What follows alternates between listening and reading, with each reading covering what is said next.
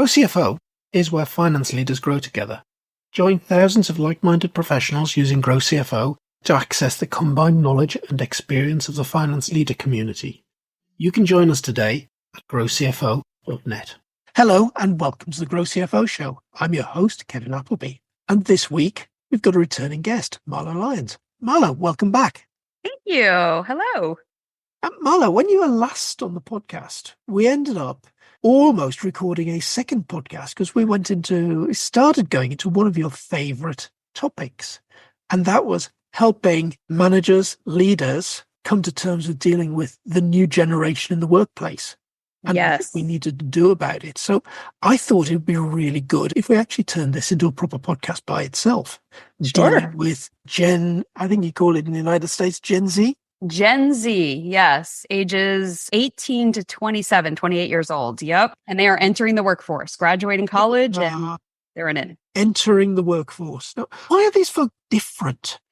I think Gen Z cares more about work-life balance than any other generation. I think Gen X worked themselves to death and they were taught by the boomers to work hard and you will achieve. And then Gen Y, I think they got a little bit more lax, but they were still working very hard. But Gen Z is super interesting because Gen Z wants as much back as they put in. So work-life balance is incredibly important to them. And they want to know that the company cares about them as much as they care about the work that they're doing for the company. Okay. So I guess in your role as a business coach, you must be frequently dealing with coaching clients that are trying to get the best from Gen Z and to give the best to Gen Z as well. So yes, exactly. Where do we start? Well, I would say most of my coaching clients are between, say, 35 and 60, and they are hiring Gen Z for the first time. They no longer have the big dollars to hire people who are super experienced, and they also need worker bees. And the worker bees are Gen Z, right? Those who are entering the workforce or newly in the workforce. And so they are struggling with how to communicate with them in a way that resonates with the Gen Z and gets their best work, gets them to do their best work and to be motivated to do their best work in the workplace. And communication tools of how we've used them before of just, hey, this is what you need to do, doesn't really work. Okay, so we've got to communicate different. You do. And so Gen Z really wants to know, what am I doing? Not just the work. Don't just tell me what to do, but why am I doing it? And how does it benefit me? Meaning, what skills am I going to gain from doing this work? So you have to really spell it out to make it interesting, to be inspiring. You have to be a more inspiring leader with Gen Z because they're not going to just do it. They'll do it. Sure, they'll do the work, but they won't be there very long. But the more you show them that they are continuing to grow their skills and capabilities and there's career development with every project, with everything they're working on, the more success you're going to have in them staying, wanting to be developed by you, wanting to stay at your company, which is super important these days, and also just better work. I think you're going to find that they're more engaged as an employee. So is the issue that we're perhaps dealing with here, Marlo, something that's more around retention? Is it that back with our generation, I can associate with that. Yeah, I want to get something out of this project.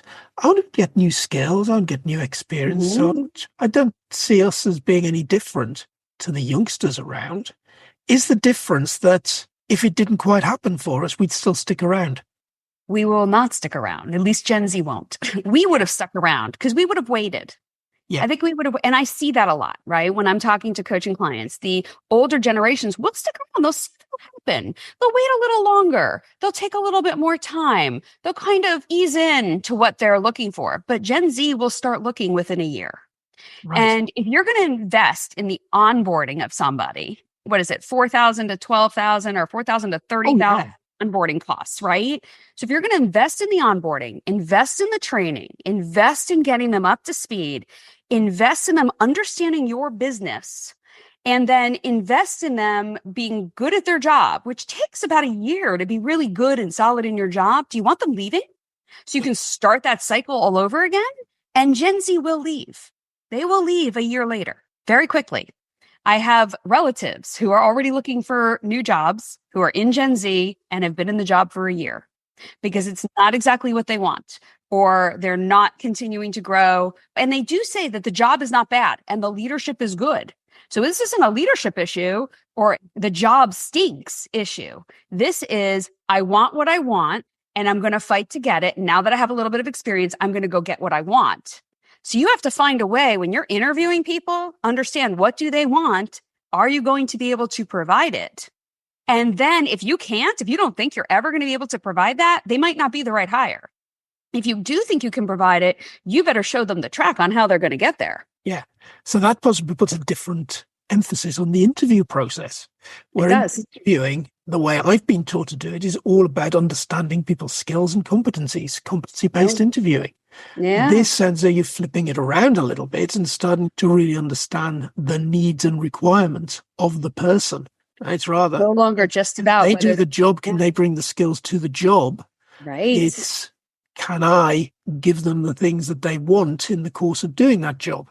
Exactly. Very different, right? Because you're right. Most of us do interview for skills and capabilities. Can they do the job? Are they motivated enough? Are they going to show up on time, especially if they're right out of college, right? Do they have some professional experience? Are they going to fit in well with the team? But are you asking the right questions, which are, what do you want to do? What's your dream role? Where do you want to be in a year? Where do you want to be in 5 years? How can we help you achieve that? What does the roadmap look like in your brain? Like, you better get inside Gen Z's brain and understand what they want. Because if they can't find it with you, they will find it somewhere else. Yeah. Okay. So we're probably talking about a generation here that have got different tech skills to some of us older people around as well. Yes. How does that tech thing play out in your experience, Marlo? Yeah, so these are tech natives. These are employees that grew up on tech. They had a cell phone from the time they were probably 11 and 12 years old. And so they understand tech probably at a deeper level than most people who are in their 40s and 50s. I would say, unless you're in technology and you're keeping up on technology every day, you're working in IT, you're working in the tech side, the R&D side. If you're not keeping up on technology, but you're just going along with the flow of using technology, they are digital natives. So they know how to use technology at a deeper level than you. This is where you need to listen. This is where if they tell you there's an easier way to do something or a way to automate something or a way to use AI to do something, listen, because they are the future. And if they can help you figure out how to be more efficient, then listen to them, and they will feel valued for that, because that is the one area that they can probably bring a little bit more experience than maybe even you have.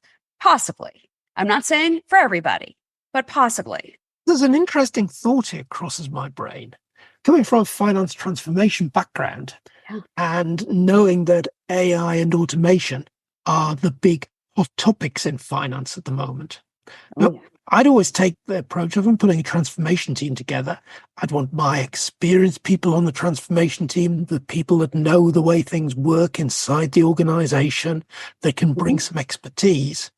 Am I perhaps getting that a little bit wrong? And should I be putting these new, young, bright things into my transformation team because they're going to give me something a little bit different? It's a great question. We always know that different perspectives, right? Diversity brings different perspectives. And so when you think about diversity, it's not always race and ethnicity. It can be age. And so when we think about diversity, if you have the brightest people in the room who are in a different generation, you might want to bring in somebody who is a Gen Z because they might have a completely different perspective on it that can add to the complementary skills and capabilities of your more experienced people who've been doing this a long time. You also know that people who've been doing things a long time tend to get stuck in the way that they do them. Hey, I did this over here and therefore it'll work here. I did this over there and therefore it'll work here. Gen Z hasn't done anything, especially if they're right out of college. They're brand new. So they might have a completely different thought. They're starting from a white space and they haven't done it before. So they could be totally wrong, or they could spur new ideas. So it wouldn't hurt to put a Gen Z person in the room. And the worst case scenario is that they learn, right? Well, that's not a bad thing. The best case scenario is that they bring something completely different to the table, especially if they know the latest technologies. I would think if you're working in a transformation team, they would know the latest technologies too. I would hope. You would hope so. You'd hope I would so. hope so. But Gen Z Certainly, is going to want to work with that latest technology for sure. yeah. And if you want to use AI, they will certainly know the way into AI. They will. And what's nice is any technology, any transformation, especially in a finance department, you always have to do beta testing, right? You're always doing A/B testing.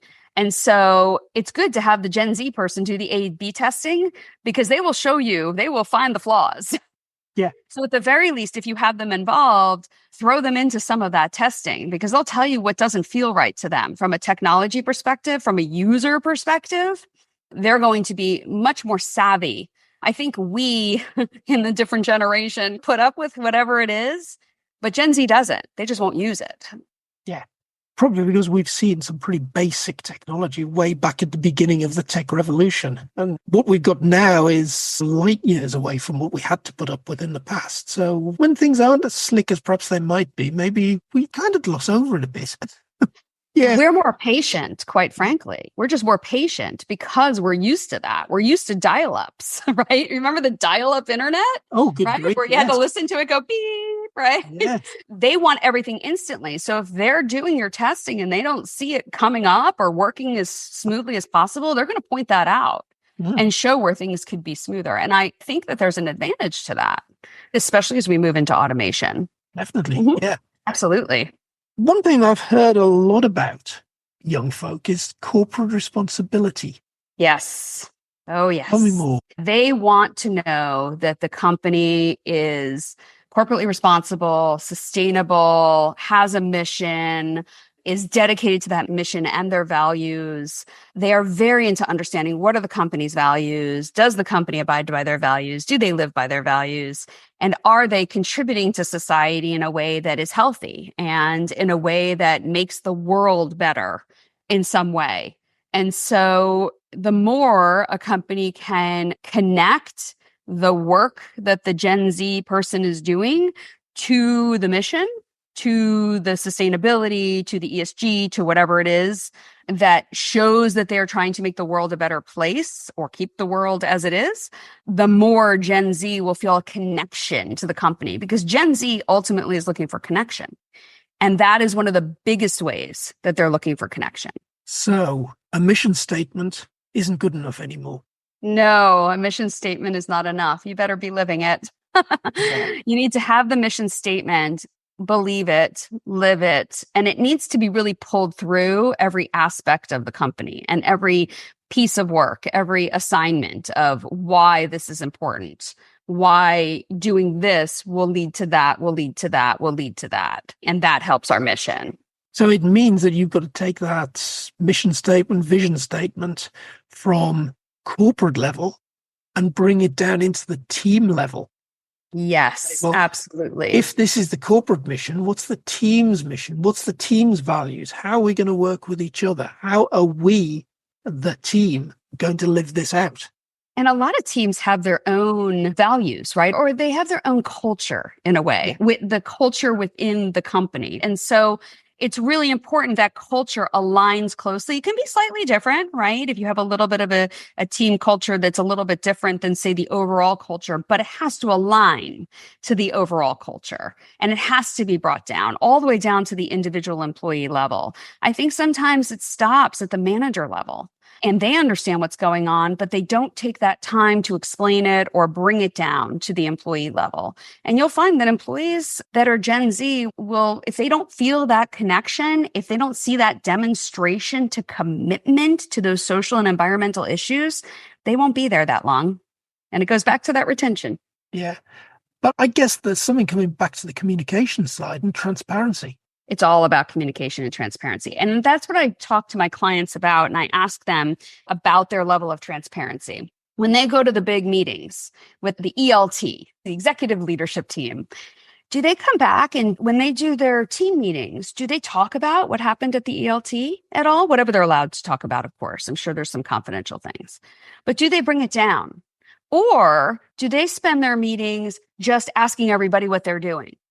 Because if you don't bring that down and invite them into some of that transparency, then they don't feel that connection. They don't feel included. They don't feel like they're big enough to be a part of this organization. You have to bring it down. And so everything revolves around transparent communication with Gen Z. You got to remember, this is a generation that has spent their lives on TikTok and Instagram, and they put everything in their lives out there. I mean, my gosh, whatever they eat, you see pictures of it. Wherever they take a walk, you see them taking a walk. No matter what they do, they are transparent. There is nothing hidden in Gen Z's world. You cannot hide things in the corporate environment from Gen Z. You can't. You have to be transparent because they're expecting that. That's how they communicate. And if you don't do that, you're going to ruin the trust.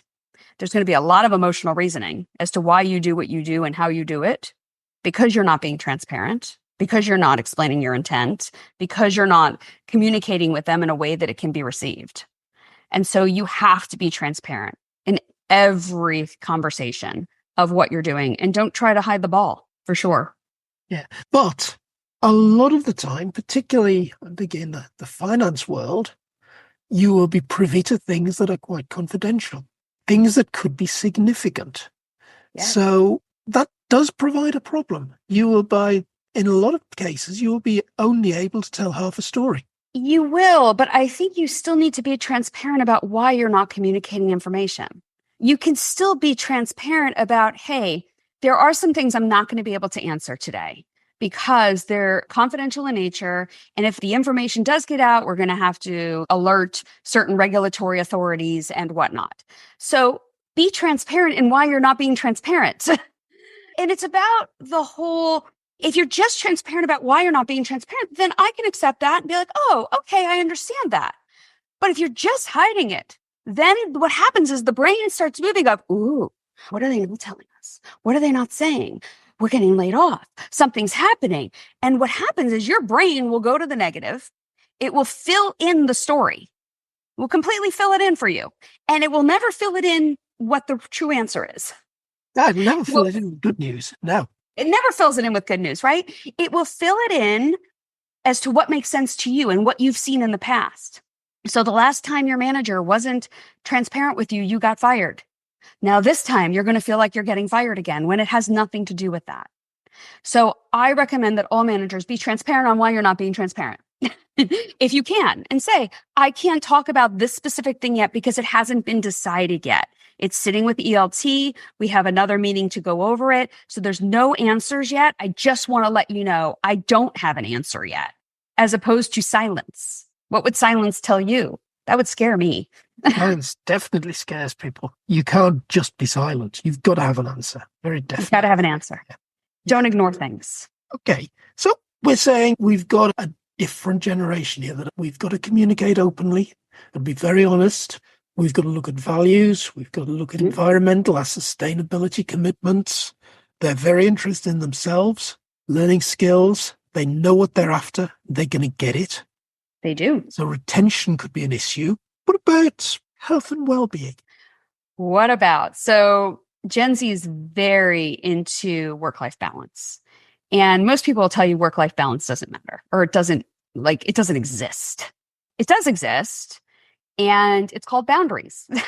Yeah. And so I think personally, Europe has it right. Every August is called holiday and pretty much everybody's out of the office. The US doesn't do that. And so I think that leaders and managers have to be very understanding, and they need to really comprehend that your employees are going to take their vacation time, and they're not going to check their email, and they're not going to be in contact, and they're not going to deal with an urgency. They are going to take their vacation time because that is part of their well-being. That is part of their benefits. And so it is super important that companies have the right benefits for employees, the right amount of vacation time, whatever that looks like for your company is going to be different for every single company, whether you have unlimited PTO or whether you have accrued PTO, and how you accrue it and how much you come in with. Most companies, you come in with 2 weeks if you're accruing it, and when it can be used. But also, you're going to find that Gen Z will take more mental health days for sick days. You got to think about it. We never took mental health days. We just trudged right through, right? And we just made it happen. And migraine, what migraine, right? No, Gen Z doesn't feel well. Gen Z won't be in. Gen Z will take a mental health day. That is considered a sick day. And so you have to be okay with that. And that's what I find, Kevin, is that the generations before Gen Z are not okay with it because they didn't do it. They never set boundaries. They never worried about their work-life balance. They never took care of their own health, their mental, emotional, physical health. They just worked. Yep. And so when you don't respect that within yourself, it's really hard to be okay with that with an employee who is doing all the things you wish you could have done. Is there a difference here, Marlo, between US outlook and European outlook, that perhaps in the US there's been less thought about boundaries? Absolutely. I think in the US, this is my opinion, and I do believe most people would corroborate. In the US, we live to work, and we always have until Gen Z. In Europe, you work to live. Yeah. Big difference. Very big difference. Where people actually enjoy their siestas, there's afternoon tea. And I'm not saying that everybody does this. I'm just saying these things exist. These cultural things exist that in the US didn't exist. You just worked. And then most people work through lunch and they don't take breaks. And so I think we're at a very pivotal point in society where Gen Z might have it right, where they are working to live. So they're changing the thought process around this. But the problem is they work for people who are not Gen Z. And their thought process is still, no, you live to work, like you work hard, right? And you have to work hard in order to achieve. And Gen Z has a different view on that. And I do wonder, you and I probably won't be alive then, but I do wonder in like 30 years from now, when they're sitting in our place, when that 20-year-old is sitting here and they're managing, I wonder if the world will be completely different. I wonder if the US will be more work to live, because I wonder if Gen Z will lead the way on that. They seem to be. It's going to be interesting, Marla, because I think we're going to see the workplace changing radically with AI and automation, because a lot of the routine tasks are going to disappear. They're going to disappear very quickly. They are. There's probably 10 routine things have disappeared in the time it's taken us to record this podcast. Probably, yes, correct. But we're going to be in a landscape that is very much more about interpersonal skills, about thinking, about creativity. And creativity in particular, you can't just show up, sit down and be creative. Being creative doesn't just happen because it's the 9 to 5 and it's Monday morning, therefore, bang, switch on the creative gene. It doesn't work like that. Ding. Exactly. Right. And that's where the remote work comes in as well. You'll find Gen Z wants to work remotely more often. They want to work at the beach, at the pool, in a different country. They don't want to be stuck to a desk because their creativity comes from a different place and it comes at a different time. You're right. They're going to want to work. Hey, I don't want to work 9 to 5. I want to work today. My creativity is starting at 2. I can tell you in the past year, I've spent a lot of time on my own boundaries and my own, I hate to say Gen Z-ifying, but I don't take meetings before 11 in the morning, generally speaking. We're a little bit before 11, but that's okay. But I generally don't, because I realize that for me, my creativity is mostly in the morning hours. And so I like to do all my writing and I like to do all my creative thinking and I like to do all of my exploration and my dreaming then. But what if I worked in a corporate environment? I don't get to just say, hey, I'll see you at 11. No, I must admit that I tend to have my calendar working so that nearly everything that happens meeting-wise or podcast recording-wise, like we're doing at the moment, happens in afternoons. Yeah, exactly. So that I can get solid, deep work done in the morning when I know I'll produce results. Exactly. And that's how I feel about my writing, is that I feel like I'm most creative and I can get stuff out and really feel like I've accomplished a lot in the morning so that when I move into coaching sessions, that's not burdening me and I can be fully present. But notice how we've set up our schedules because we work for ourselves. But when you're in the corporate environment, when does a manager ever say, hey, that works? Yeah, stay home till 11 every day and then come in. No, they schedule meetings at 8. They schedule meetings at 9. Nobody ever asks the question, hey, we're going to do a brainstorming session. What time do you normally brainstorm? I'm a morning person. If you ask me to brainstorm at 3 o'clock, I'm half asleep. I'm ready for bed. So if you set that for 3, I'm not going to be very good for you. So nobody ever asks the questions. They just set the meeting. So I think with Gen Z, you need to start asking the questions like, hey, when you do your most creative thinking, what hour is that? Because I can guarantee you some people are morning people, some people are evening people. we're really challenging the boundaries all around. Yes. How much of this, Marlo, do you think is because Gen Z are different, or because we've gone through in the last 4 or 5 years some very big changes, mostly due to the pandemic? I think it's a little bit of both, but I think Gen Z is going to challenge the way we do business, period.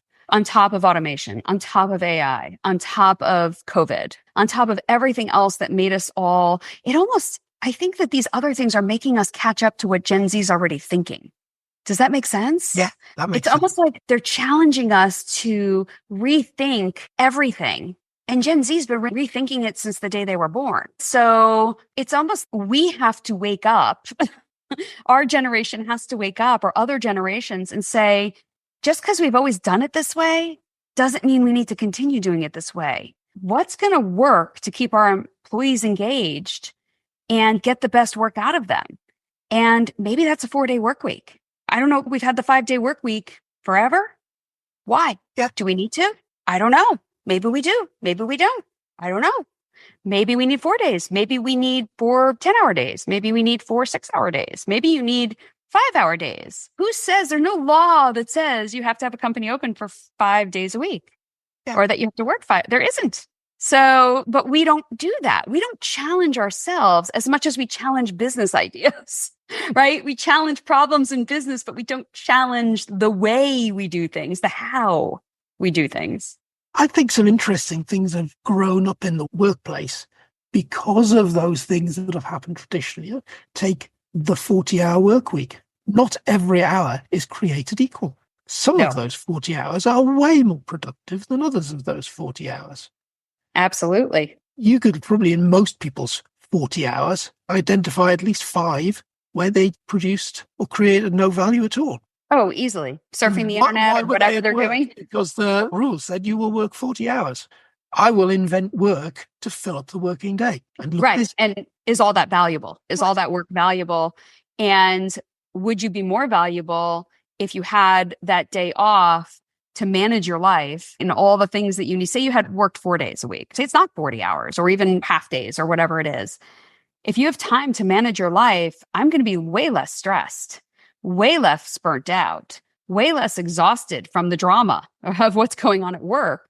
And I'll be able to handle that better and probably have more resilience as well, because I'm using that extra time to take care of myself. Now, you might say to me, well, that's what Saturdays and Sundays are for. But if I have kids, my Saturdays and Sundays are not mine. I can tell you that right now. Oh, no. That's my Saturday.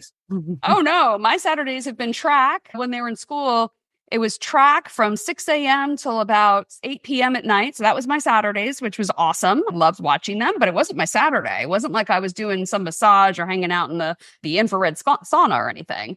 And then my Sundays are food shopping and running errands and CVS or whatever else needs to be done. And running them to play dates and preparing for the week. So where is that day that I'm supposed to take care of myself and do the things I need to do to make sure that my mental health and emotional and physical well-being stays well?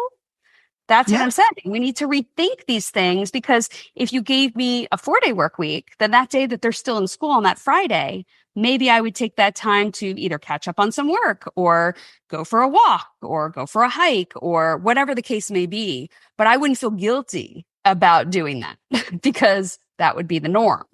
So I think we just need to rethink how we're thinking about, how are we thinking about taking care of our employees and really looking at the whole ecosystem of that, not just the workday, but their whole lives. Because Gen Z expects you to look at their whole life. They don't expect you to look at just their workday. Yeah. Marlo, that's been a fascinating look into the challenges that we as managers have got in managing and leading the new folk joining the workplace. Thank you for being this week's guest on the Growth Secret. Thank you for having me. It's been so fun. Kevin, always great talking to you. Brilliant, Marlo. Thank you.